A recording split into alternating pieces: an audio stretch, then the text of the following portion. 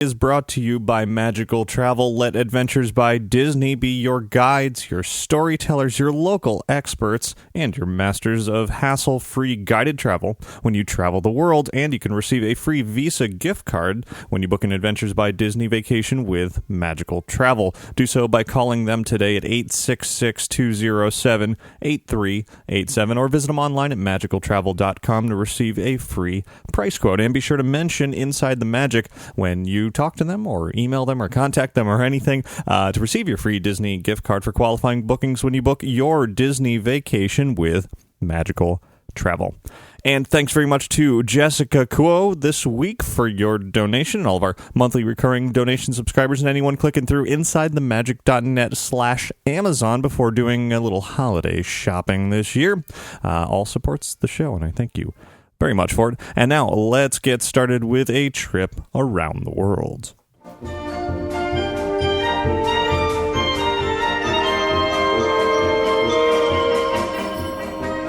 Of course, it is still Christmas time. A lot of Christmas fun to be had over on InsideTheMagic.net this week. Jeremiah and Josh Dawes headed out to Knott's Berry Farm in California to check out Knott's Merry Farm, their Christmas entertainment there. So you can read all about that and see pictures and a little bit of video as well from some of the new offerings and some of their classic offerings all over on the website. And coming up this week, also going to be reporting on Universal Orlando's holidays as well as Busch Gardens Tampa. Of course, there was a Busch Gardens Williamsburg post up there already.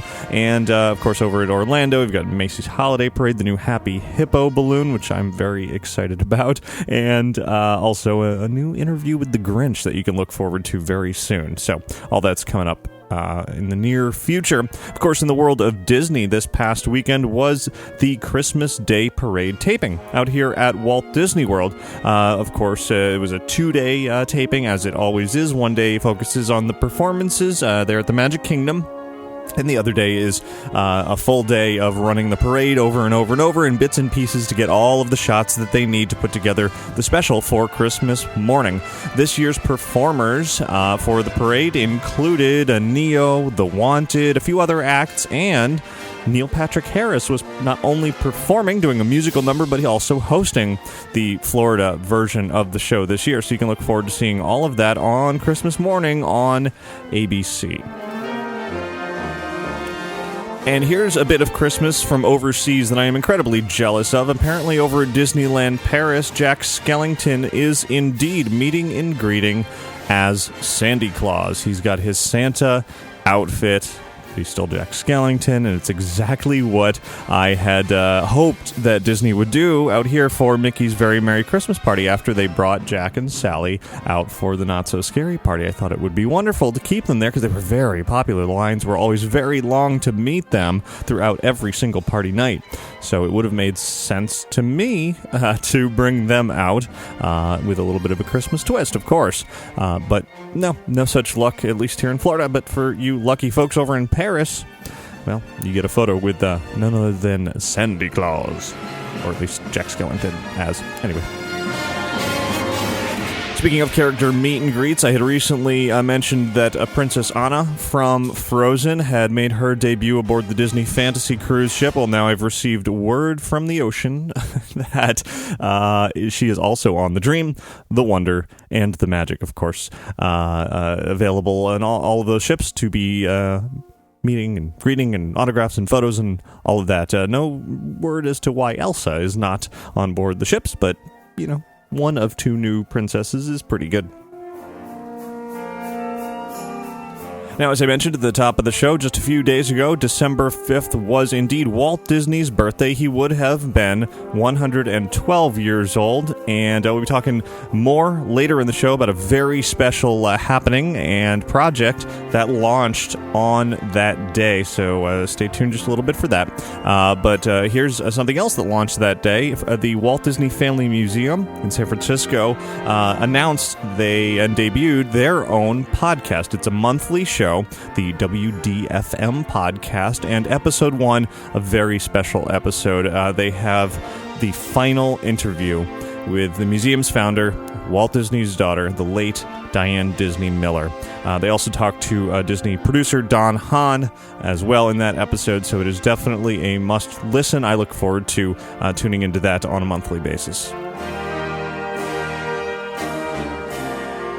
Something else that recently debuted from Disney Interactive is It's a Small World, the animated series. It's an online series sponsored by Rosetta Stone, as it becomes very clear when you try to watch the episodes online. You kind of get beat over the head with those ads, but that aside, it's a cute little online show. Also has a new theme song from Richard Sherman. It doesn't actually use the traditional It's a Small World song, though that, of course, was Sherman Brothers as well. But this is a new song from Richard Sherman, which is nice. You can tune into it over at disney.com/smallworld.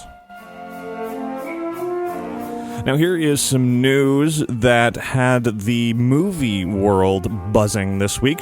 Disney has purchased the marketing and distribution rights to Indiana Jones from Paramount. Now, you might be thinking, wait a minute, didn't Disney already have the rights to Indy when they bought Lucasfilm? Well, yeah, they had the intellectual property rights, the franchise, the characters, all of that. But when it came to the actual existing 4 movies, Paramount had the legal rights to market and distribute those films. And as far as future films, that was still Paramount's right. Well, now Disney has the rights moving forward to any potential Indiana Jones films that may come, or any other works that come out of that franchise, so they don't have to deal with any outside companies moving forward. Nothing is announced, of course. I would love to see another Indiana Jones movie. I know a lot of people really couldn't stand the 4th movie. I didn't think it was that bad. I kind of liked it.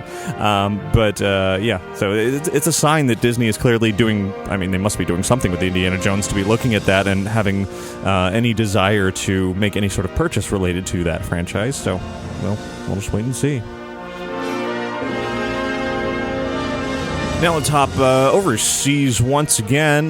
News has been pretty sparse regarding Shanghai Disneyland. It's been a couple of years since it was first announced that Disney was going to be building, more than a couple of years actually, since they announced they were going to be building Shanghai Disneyland. They broke ground back on April 11th, 2011.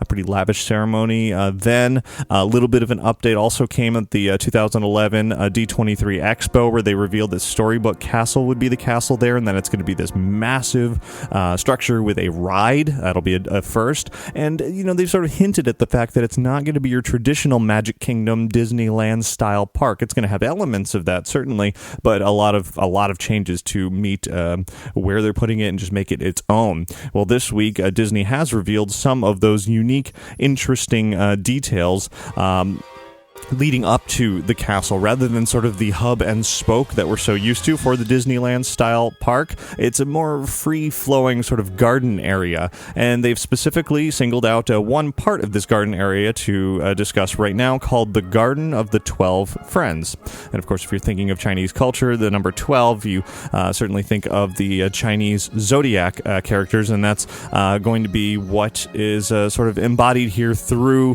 artwork and mosaics oaks and lots of trees. Of course, it is a garden. There's sort of a really pretty row of these pink trees, and each of the characters will be, Disney characters, like, Remy the rat for the Year of the Rat, etc. So they've taken a little bit of a peek at what's going to be going in there, and of course they also, this is bigger news as far as I'm concerned, even though they were emphasizing that one little area, they put out a new rendering of sort of that whole area, and if you're really looking at the details, not only do you see this Garden of the 12 Friends, but also the surrounding area's got these nice waterways and a bridge and sort of a hedge maze, and really things you're not used to seeing right in front of the castle. And then even taking a step back from that, if you look at the very bottom of the rendering, the equivalent of Main Street USA that's going to be going into Shanghai Disneyland, at least based on this artwork, it doesn't really look like Main Street. It looks like almost three paths leading up from the entrance of the park rather than just one main street. And at the end of one of them, what it appears to be Carthay Circle Theater, or maybe a restaurant, maybe a store. It's unclear as to exactly what is there, is right there, but Carthay Circle seems to be depicted in this artwork, which is exciting. It's fun to see the different elements that they're putting in there, things familiar, things not so familiar. So I think this is going to shape up to be a really, really gorgeous park that, hopefully I'll get out there, if not for the grand opening, which is in near the end of 2015. So we've got about 2 years to watch Shanghai Disneyland come together, and then, maybe at that time it'll be finally time for me to venture to an overseas park. I have yet to do that, but I don't know. We'll see. Regardless, we'll have fun watching it unfold online at the very least. Back to the subject of movies. This week, Walt Disney Animation Studios released the full sequence from the film Frozen of Let It Go, the song sung by Elsa in the film, or in real life by Dina Menzel, the voice of Elsa. That entire little over 3-minute sequence has now been put online. Of course, I had already put online the version of that sequence that was seen in World of Color Winter Dreams, which is a more orchestrated version of it. So it's interesting to see sort of those two right next to each other, and I've done just that over on InsideTheMagic.net if you want to see both of those videos. And also over there you can see the performance by Dina Menzel at the D23 Expo this past August. In other online movie-related videos, Disney also put out a new Muppisode, as they're calling it, for promoting the upcoming film Muppets Most Wanted. And in this rather amusing video, it is the Swedish Chef versus Gordon Ramsay, Chef Gordon Ramsay, in a bit of a food fight of sorts. Pretty funny. Head over to the website to see that as well. Final bit of news this week, coming up in just a few days, Universal Orlando Resort is going to be announcing some what they're calling exciting news about City Walk on December 12th in the morning. They're also going to give a little bit of an update on Harry Potter, Wizarding World of Harry Potter, Diagon Alley, and their Cabana Bay Resort, but it's really focused on City Walk. Lots of rumors swirling around, so I'm looking forward to seeing what is coming there. And that'll do it for your news from around the world this week.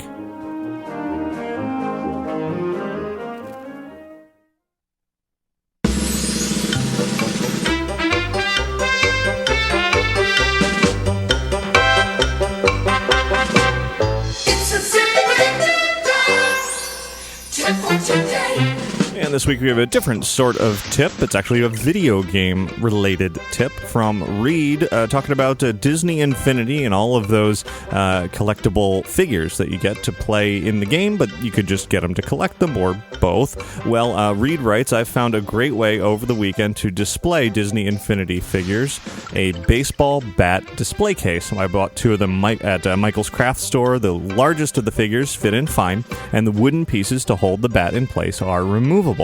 I have them mounted to the wall, and the cover's easily open to let me get the figure I want. Reed, great tip there, because right now I bought one of those bags, the official sort of Disney Infinity bag, and as I get more and more figures, the bag is just starting to bulge, and they just don't fit in there anymore. And of course, if I want to find the right figure, I have to go digging through it, etc., etc. And they're hidden away, and they are great-looking figures, so I may have to look into displaying them, as you said. And everybody else out there, email your tips into tips@InsideTheMagic.net.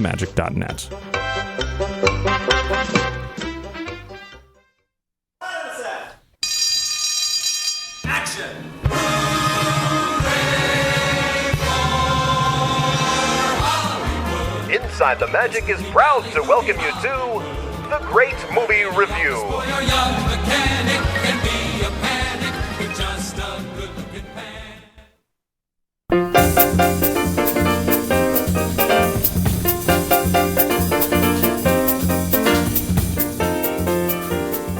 There is a fantastic movie, an absolutely fantastic movie coming out very soon. A limited release this week on the 13th, wide release next week on the 20th.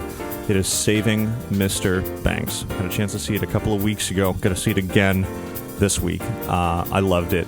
This is going to be my spoiler-free review of this film. Don't worry that you haven't seen it yet. I'm not going to ruin anything for you. It is a fantastic movie. It is great to see a Disney movie, for once, in the theater that isn't, superhero movie, Marvel, isn't an animated movie. I think it's been a while since I've actually gone to the theater to see a live-action, purely Disney film. And it is so good. Saving Mr. Banks, despite all of the hype surrounding Tom Hanks playing Walt Disney, the first big screen version, a portrayal of Walt Disney, this is not the story of Walt Disney. This is not the story of Disneyland. It's not even really the story of Mary Poppins. It is the story of P.L. Travers, the author of Mary Poppins. And so much of the film is spent outside the Disney story, actually, a surprising amount. There's a lot about P.L. Travers herself and her personality and how she got to be how she is. If you've seen the trailers for the film, the premise is that she didn't want to give the rights for many, many, many years, did not want to sign over the rights to Mary Poppins to become a film, and Walt Disney really, really wanted to make this film for years and years. And this is the telling of that. Now, it's not a documentary. It's not necessarily all 100% true. So if you're big in Disney history, you might want to put aside your own existing notions of what really happened for a moment and just enjoy a dramatized version of a based on reality that just becomes an excellent film. There's a lot of Travers' own childhood stories that really become the core of this emotional ride, and the movie is absolutely emotional. There are ups and downs, highs and lows. It is absolutely tear-jerking at times. Emma Thompson is brilliant as P.L. Travers. What seems, when you're watching it, what seems like a caricature of this grumpy woman clinging to her characters is actually quite a realistic portrayal. If you've ever heard the recordings that were made when Travers was working with Disney and the Sherman Brothers, she insisted that they recorded their conversations when working through these details of, eventually working their way to have Mary Poppins be made into a film. If you listen to those recordings, you will realize that what seems to be a caricature on screen, an exaggerated character, is pretty accurate. We really get to know her right down to the core. It's really impressive character development, even if it isn't all exactly true. It's still that wonderful dramatization. It's really, really well done. Likewise, Tom Hanks is wonderful as Walt Disney. He's not Walt Disney. He's still Tom Hanks. But he's charming, and you see the Disney in him. Even there are moments where, let's say, he's out of focus in the background walking, or there's panning shots. You see Walt on the screen. They're just, it's wonderful. And there's obviously moments at Disneyland that was widely publicized that are wonderful and fun, but the best parts are at the studio.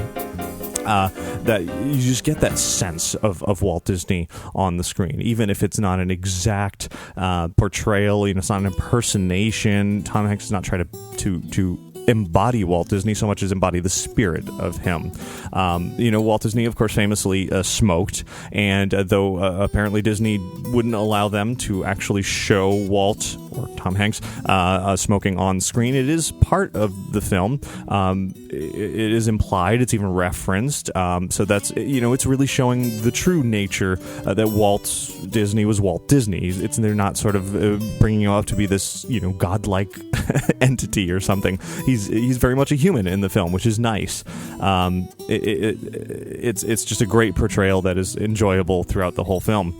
looking around while you're sort of in the studio and Walt's office and all that. There's so much to look at. It's just fun to keep your eyes open. I don't want to ruin anything. I could mention a few things, but you should just find them on your own. Keep your eyes peeled to other things around the screen, and you'll notice fun little Disney touches about things that would be in development going on at the time. Projects related to theme parks, for instance, that are just sort of there as extra touches. Saving Mr. Banks is definitely a complete story. Beginning to end, it really never loses its focus. It's a bit surprising. It may not be the story you think it is, but it is enthralling. It is captivating. I should also mention the Sherman brothers, or the on-screen Sherman brothers, B.J. Novak and Jason Schwartzman, are perfect. I've heard over the years Richard Sherman tell stories of this time in person, and it's clear that he told those same stories that he has to, say, the D23 crowds, that he told those same stories to the filmmakers and to his, Jason Schwartzman to play him on screen, because those stories are then retold through those characters, and they're believable, and they're bubbly, and they're fun, and they're definitely a source of comedy. I would say Saving Mr. Banks it's a kid-friendly movie. Children certainly can go see it, but it's definitely not targeted to kids. Many children would probably be bored by it, honestly. It's a movie aimed at adults, but really a brilliant one. Don't expect this to be a Disney movie. It's just a movie that happens to have Disney. There is a lot of Disney fan service, certainly, but it is not purely a Disney movie. Just a really great one, and I'm really looking forward to seeing it again in just a few days. One final note here: definitely stay through the credits. There's a bit of extra bonus entertainment if you sit there. So, Saving Mr. Banks, an absolute must-see. Just make sure you go with an open mind. Don't expect a documentary, and don't expect a movie solely about Disney. As long as you think that, then you'll just absolutely love it.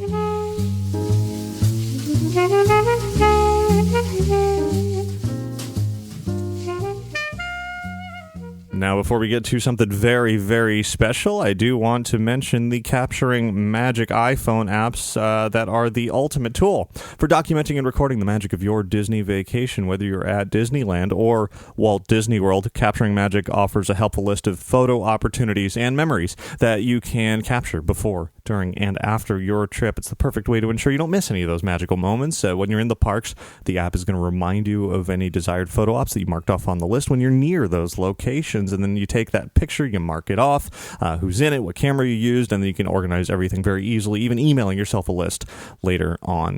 The Capturing Magic iPhone apps are available now in the iTunes App Store.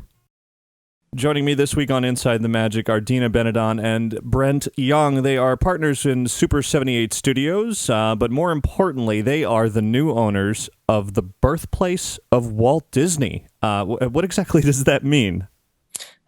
Well, hi, Ricky. Hi. We and good to talk to you again. By Absolutely. The way. Good to hear from you always. Dina and I are here in Chicago. We purchased the birthplace of Walt and Roy Disney. That's located here in Chicago in Tripp Avenue in the Hermosa area of Chicago. Walt was born here 112 years ago today.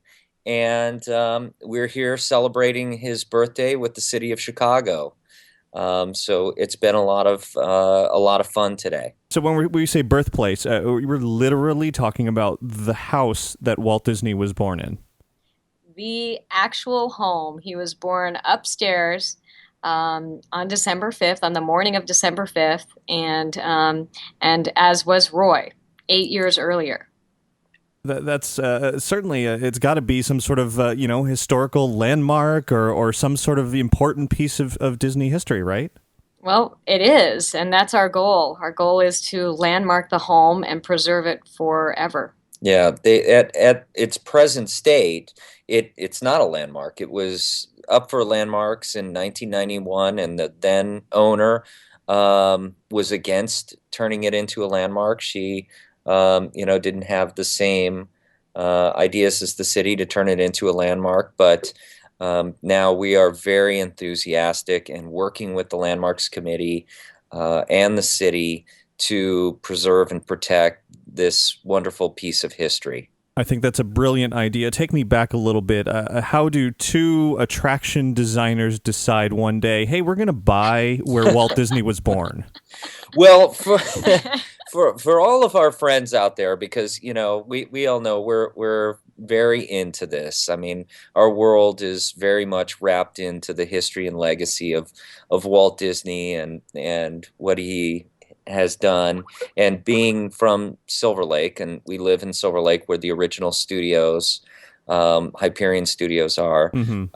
We see, and feel Walt Disney and Roy Disney's legacy on a daily basis. When we go shopping at the Gelsons right there, that's where they made Snow White, and it's no longer there. And we always think, well, this is a shame that this, wasn't preserved.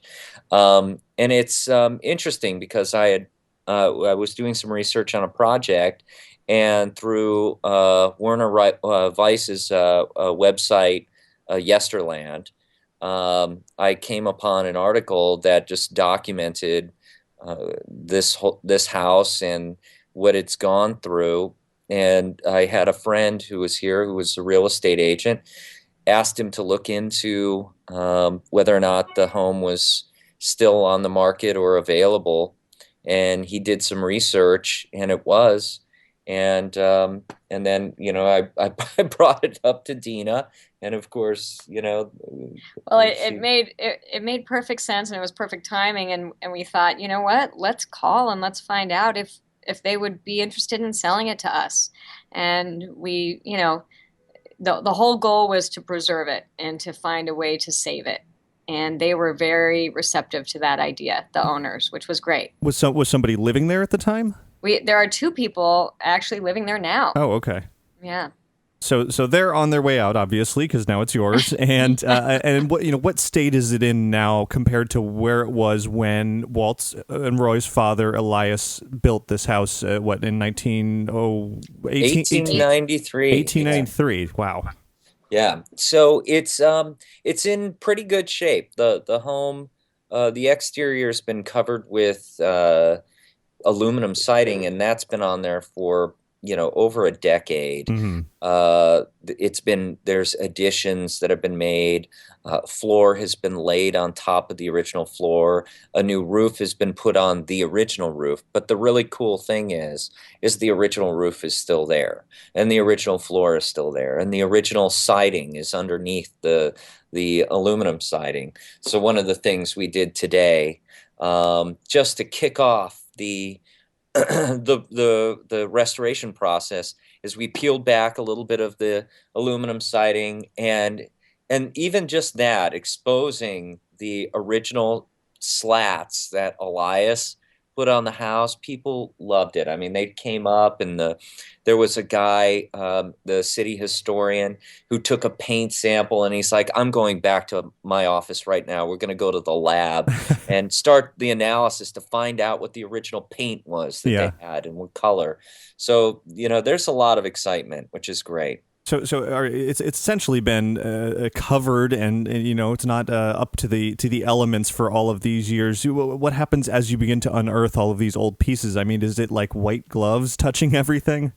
Well, I mean, somewhat. Yeah. We've started the process. Yeah, it's a little bit of that because we don't know what we're going to find, and I think that's what's really exciting, is that it is like a CSI adventure almost, because we're going in there and they are so meticulous with everything. I mean, it's not white gloved, but they are really careful with all of the little with all the pieces that they find.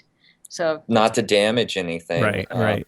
We've had our architect is the head of the preservation department. His name is Charlie Pipel. He's at the Art Institute here in Chicago, which is, one interesting connection to Disney is that's where Herb Ryman came from. Oh, okay. And one of Walt's favorite artists. Yeah.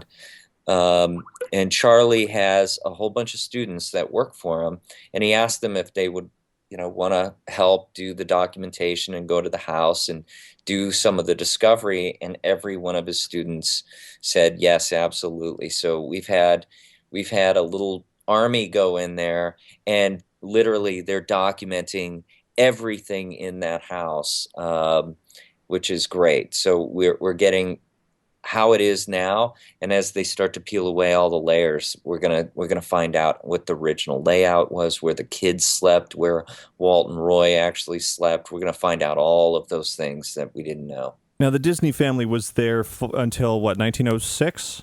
Right.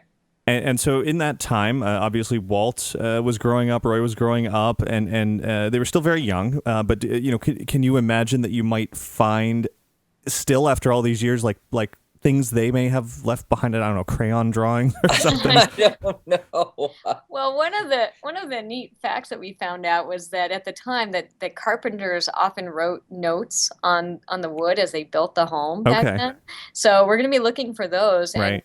and maybe some little markings on the wall that showed height.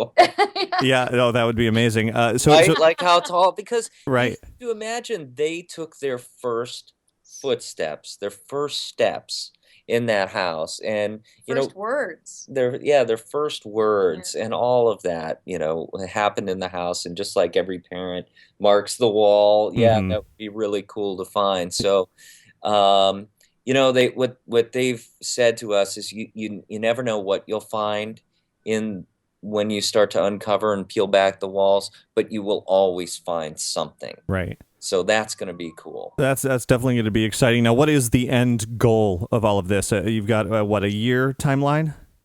Right. Yes, we do. So the idea, and we've got a bunch of people working on this, people from that worked at Imagineering for years and years, and a lot of great educators and people that are helping us out to really come up with something very unique for the home. Because one thing that both Dina and I don't want to do is just put a copper plaque out front and call it a landmark. Right. We certainly want to have something that is much more unique than that. So we're looking to really create an experience that will transport people back to that time, so they could feel exactly what it was like to be part of the Disney family. And we're going to use all our magic tricks that we've learned over years, and Sure. in projection and state of the art sound. You might think that you walk into the house, we can really put all the sounds that the Disney family heard when they were in that house. We can do all of that. Speaking of sounds, we Like have sirens. Right. some sirens going by our hotel here. Maybe they're shooting Yeah, Chicago show. yeah. Yeah, no, it sounds like it's going to be a special place to enter when it's done. I mean, but this is not going to be your typical just sort of like, park and pay admission type of museum, right? No. Well, at this point, no, absolutely not. I mean, we don't want to necessarily turn it into an attraction where there, is a high guest flow in the neighborhood. Mm-hmm. It's It's a residential area. Yeah, it's a residential area. It's tucked away in a bunch of single-family homes in a working-class neighborhood. So we're really trying to be sensitive to that as we develop the program. So at this point, we're going to do group tours or individual tours, and we're really limiting that access right now, and we're really focused on those tickets coming through the Kickstarter at this point. So that's really where we're focused. And next year when this thing opens, we're going to do that for a certain amount of time before we open it up to the public. Excellent. Well, now that you mentioned the Kickstarter, let's get into that. It's certainly an exciting way for anybody out there to contribute to this project and even take home a little something for it. Yeah, and we've made it. We have a lot of different reward levels, including one at $1. So anyone who participates and is a backer will have their name inscribed in a leather-bound book that will live permanently in the home itself. So, and we're giving that to anyone who participates, because that's really what we want out of this. This is for all of us to be a part of this story, be a part of the beginning. And we have ways to be part of the house. The paver stones that can be inscribed with your name. We have awesome T-shirt design. We have, I mean, you go to Kickstarter and go to the Walt Disney Birthplace and look through all the rewards. We have all kinds of cool rewards. The glass block. We found debris in the attic, and that debris came right off the cedar shake roof when they put the paper roof on. And we took that debris, and we're saving every piece of this house, and we put 200 of those pieces into acrylic glass blocks, and those are available also as rewards on Kickstarter. So we have some really unique collectibles on there that I think the real Disney fans are going to want. I'm particularly partial to the gorgeous artwork that has been produced. Oh yeah, the Karen Armitage poster is beautiful, and we even we're going to be doing tours, hard hat tours during the process, and one of the top level rewards is an overnight stay in the home, which someone has already. I mean, Yes. we launched this Kickstarter today officially. And there's already someone who's put in for that $10,000 overnight stay. Yes, thank you. Wow, that's impressive. I hadn't even seen that. It's been a few hours since I checked it, so clearly things are moving very quickly. And then, of course, for anyone who can't quite part with $10,000, if you make any contribution, and then in the comments section at the bottom, put that you heard about this project from Inside the Magic, then you've got a bit of a giveaway as well. Yes, we do. So anyone who mentions Inside the Magic will be entered in to get that overnight stay, to win that overnight stay. We're going to be, if we make our goal, and our funding goal is set at $500,000, and that it is ambitious, and we know it, but we also know that we want to do this the right way, and we want to get a lot of people engaged.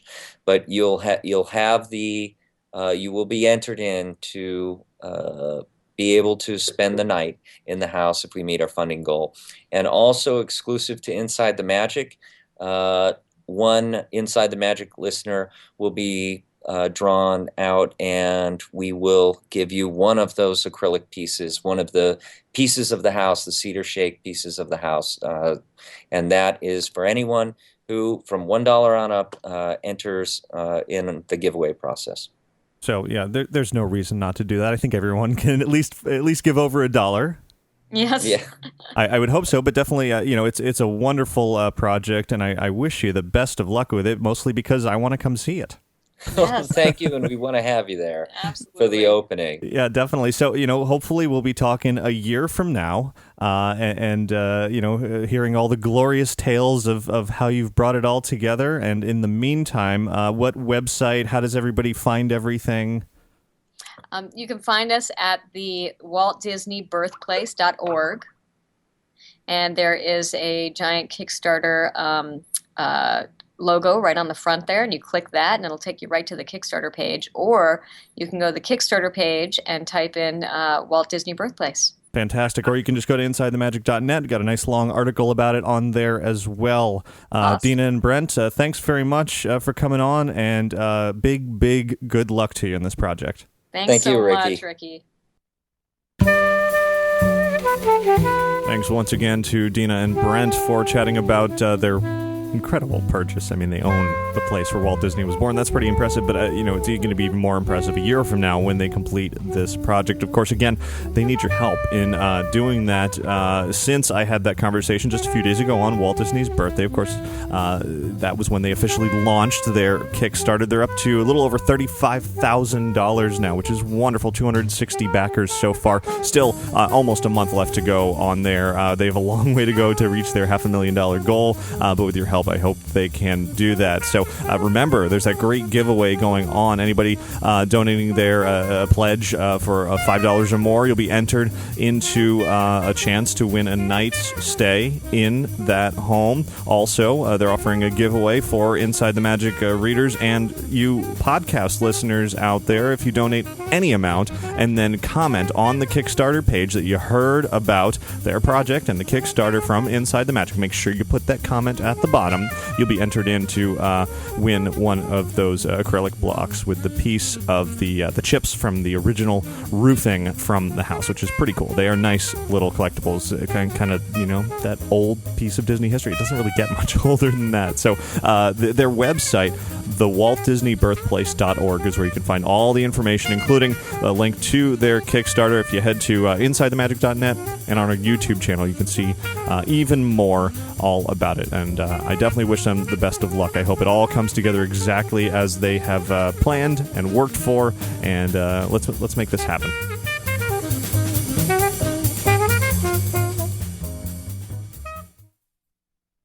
Hi, Ricky. Hi, Ricky. Hey, Ricky. Hi, Ricky. Hi, Ricky. Hey, Ricky. Ricky, this is amazing. Ladies and gentlemen, boys and girls. Inside the Magic listener feedback.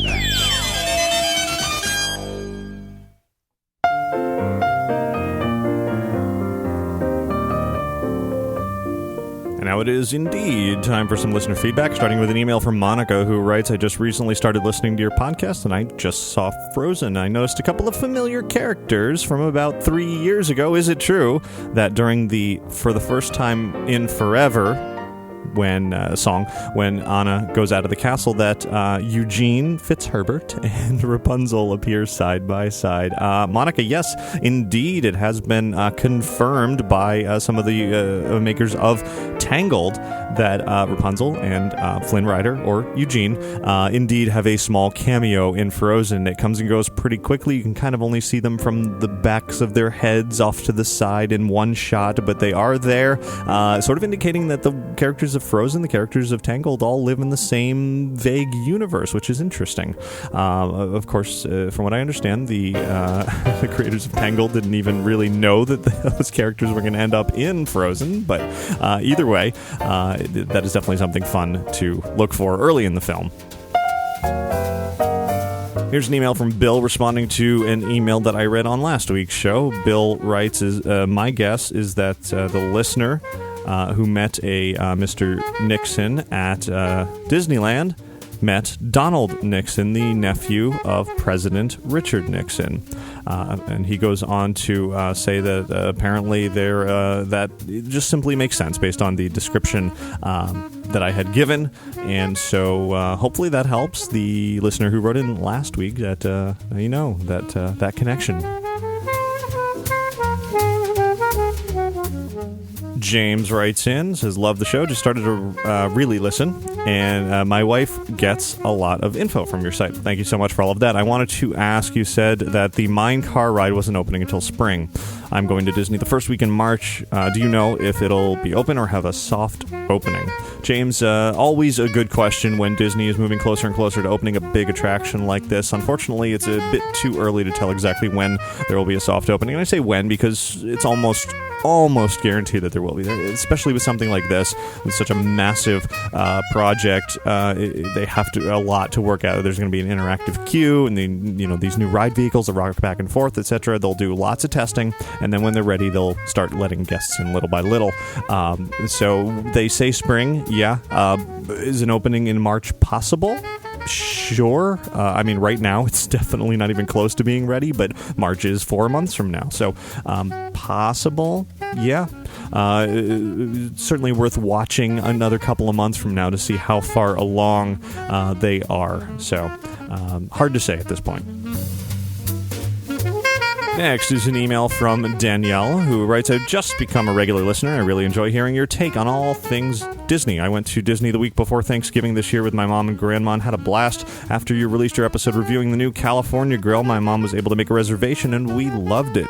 We never would have eaten there, though, without the dining package. Unfortunately, it was raining the night we went, so we didn't have the best view. But we were able to come back later that night when the rain stopped and stand outside on the outside deck area where we watched the Christmas Wishes, which the three of us preferred way more over the regular Wishes fireworks. Another thing I wanted to tell you about is the Magic Bands. We were among the many testers at the parks. It was rare to see people without them, to be honest. We loved them. They are so easy. It was nice to not have to fish in our bag for our room key and just put our wristband to the door and go inside. Easy to get in the parks, easy to pay for dinner, and for souvenirs, easy, easy, easy. You can't lose them. They are pretty tight on your wrist, but not that tight that they would hurt you.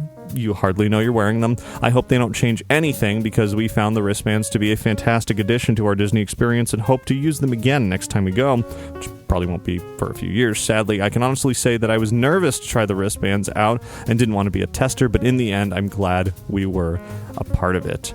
Let me continue on here with another email also about Magic Bands. This one's a little bit longer, but I haven't talked too much about the Magic Bands here, so certainly worth sharing some experiences here. This email comes in from Ryan, who writes, my girlfriend and I just got back from our yearly after Thanksgiving Walt Disney World trip, and I thought I would share my experience on the Magic Bands and FastPass Plus. Let me say I'm a former college program and an annual pass holder with an average of 3 to 4 trips per year. So Walt Disney World trips are no stranger to me. I have become quite good at maximizing my attractions versus wait times. On this trip, when I booked my room, they told me to link and customize my new Magic Bands to the annual pass. This in itself is a feat and not very clear how you add everyone in your party, including yourself, and after talking to support and getting that resolved, I installed the phone app and we were good to go. On the first day we went to Animal Kingdom, it was fairly busy. Our normal routine is to grab a fast pass for Everest, decide what to do from there. When we got there, I remembered and realized that you can't just get a normal fast pass with the Magic Bands. You have to sign up for the day with Fast Pass Plus. Now the method of choosing which attractions you want to see for the day is fairly simple, straightforward. The only downside is that you can only choose 3. There's choose 2 from column A, choose 1 from column B in different categories. There are many more options than what I remember being available for classic Fast Pass. Besides the rides, there were meet and greets, shows, parade spots, fireworks spots. We quickly chose our 3 attractions: Everest, Safari, and the Lion King show. After choosing which 3 attractions we wanted, it gave us a group of options of times for each attractions. We could pick either throughout the day, all bunched together early in the day, or late in the day, etc. We grouped ours close together early in the day, and this was great. The park was fairly busy. We were able to get on our first attraction in 30 minutes, with our next only 45 minutes after that, and the last attraction only about 45 minutes after that, something that could never be achieved with the normal Fast Pass system. We hit all our attractions, headed over to the studios to meet up with some friends from local to Orlando, and decided to grab a Fast Pass for Tower of Terror, only to realize that you can't get a Fast Pass if you already used the feature earlier in the day at another park. Being very disappointed, we did all the shorter line attractions as we waited for dinner and the Osborne Lights. The next day, we headed over to Epcot, decided not to use the FastPass Plus feature and just use our annual passes. We still needed to carry those through to get our annual pass discount for the shops, and about halfway through the day, decided to go to Magic Kingdom, check out the Jingle Cruise, pulled out my phone, booked some times while we were on the monorail, and this was great as well. From the app, I could see the wait times, choose accordingly, etc. The last day we went back to the Magic Bands, gave it one last try, decided to go to the studios, catch the longer line attractions. We noticed that because the column A and B for the studios are different, that they ensure that you can't get a fast pass for Tower, Rock and Roller Coaster, Toy Story, and all the same day. So instead, you're forced to wait in one of those lines, which I found made the lines even longer. So my conclusion is in 2 parts: Magic Bands and Fast Pass Plus. The Magic Bands are great. Linked my credit card to it. Never had to reach into my pocket, therefore didn't have to worry about losing anything. Even the Fast Pass tickets are now in the band, so you don't have to worry about keeping track of all of those. All the photos, room keys, park entry, everything on the wrist was awesome. I do wish, however, that I could have an option, maybe a pin, necklace, something other than a wristband. With a couple more features coming, I could see this becoming a standard in the parks very quickly. The only other note I would make is this: with the bands on, they can very easily determine where you are in the park, so finding a missing child or party member would be very easy. However, I felt like I was being watched the whole time I was in the park. Etc., etc. So moving on from there, he goes on to say a few things about being creeped out by the fact that he was being watched. Next, continuing with the email. Next, Fast Pass Plus. I can see what they were trying to do, accomplish with this system, and it does what they set it out to do. And with that being said, on days where the park will reach capacity, the system will be great. It will allow you to get on the attractions you want, allows you to somewhat plan the rest of your day. However, on medium to light attendance days, like what I'm sure most of us aim for, this system will actually not only slow you down, but also keep you from being able to see everything you normally would have been able to see. It doesn't allow you to park hop, which is something that I love doing, and feel it enriches my experience at the park. So not allowing someone to hit 2 attractions at one park and then one isn't at another is a major fault. So as I said, rather long email there, but I hadn't really talked too much about those experiences yet here on the show, so let me chime in with some of my own thoughts first. Back to Danielle's email. Sounds like her experience with her family went pretty flawlessly. Didn't have a problem using it as a casual visitor to Walt Disney World. But then you have Ryan, who wrote in as a regular, sort of know the system, know how to work everything to their advantage, to his advantage, version of visiting, pass holder, etc. Then it became more obvious that there were some issues going around. Certainly the park hopping issue has been brought up as a problem. I've heard that Disney may test adding park hopping into the FastPass Plus system. It is all very much up in the air at this point. There is no official rollout yet, so it is possible that the version that we're seeing today, very different than we're going to see in a week, a month, a year. We shall see on that. Sort of you have to change your approach. The strategies that you've had in the past, going to get your fast passes here, waiting in these lines, going to do this, that, and the other. It almost all kind of goes out the window at this point with new strategies based on choosing certain attractions for certain times, from different columns, from different styles of attraction, and adding in the ability to then add fast passes for those other things like meet and greets and parade watching spots and things like that. Things you normally perhaps would have waited, half an hour, 45 minutes, an hour, just claiming a spot on a curb somewhere. Now maybe you don't have to do that anymore, and you can free that time up to go do something a little bit more fun. So lots of pluses, lots of potential minuses, depending on how it ultimately is rolled out. I would agree on the subject of only having wristbands being a detriment to the system. While it seemed Danielle and her family really enjoyed the wristbands, me personally, I don't really want to wear a wristband all day at the parks just for the sake of a little bit of convenience. Something other than a wristband, as Ryan said, would be nice, and perhaps down the line Disney will come up with some other versions of Magic Band with little RFID enabled other things that you can use, other pieces of apparel or whatever.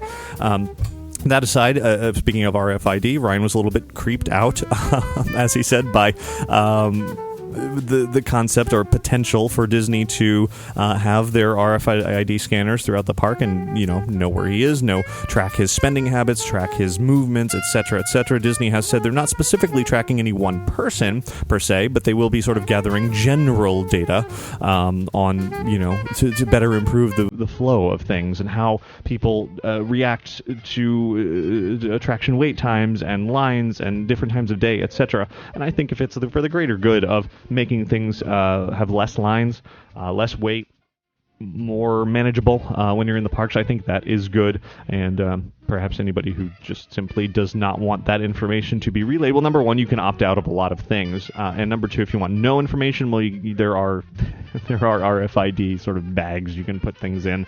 Kind of defeats the point of the Magic Band being convenient, but if you really wanted to stick your card or Magic Band or whatever in one of these transmission blocking things, you could. That's getting a little too far deep into all of this. The greater picture, though, it seems, is that both Danielle and Ryan and likely many other people have had a fairly good experiences with all of this. And despite the fact that this whole My Magic Plus system is behind schedule, we're supposed to already have seen the rollout by now, or if not by the end of this year. It seems like it's going to take another however many months, sometime next year is when they're going to do it. It is behind schedule, but that's because Disney, I assume, is trying to make everything just right. They are still indeed testing, and it'll be real interesting to see how it all ends up in the end.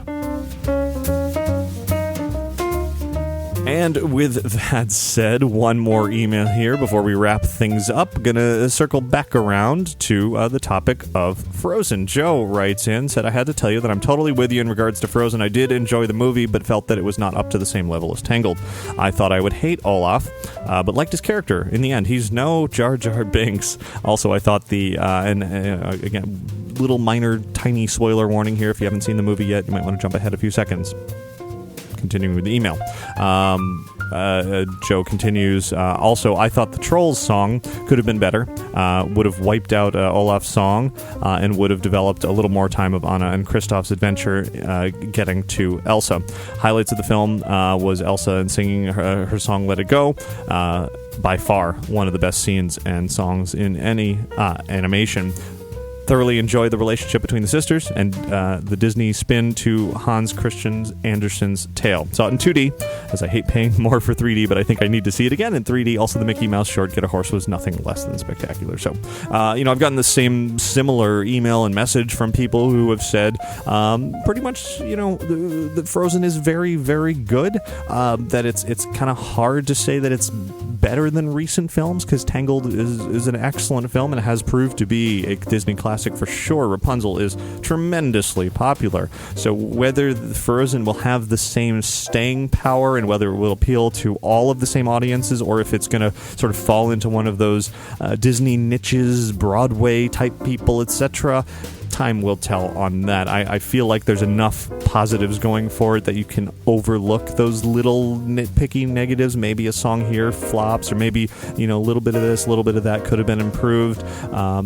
But the overall picture, the one that will last in Disney history, is that Frozen is a very good movie, that the characters are unique and enjoyable, and ones that will stick around. I have a feeling the wait times from what I've heard over at Epcot in Norway to meet Anna and Elsa have been hours and hours long. So that speaks a lot right there. And that'll do it for listener feedback this week.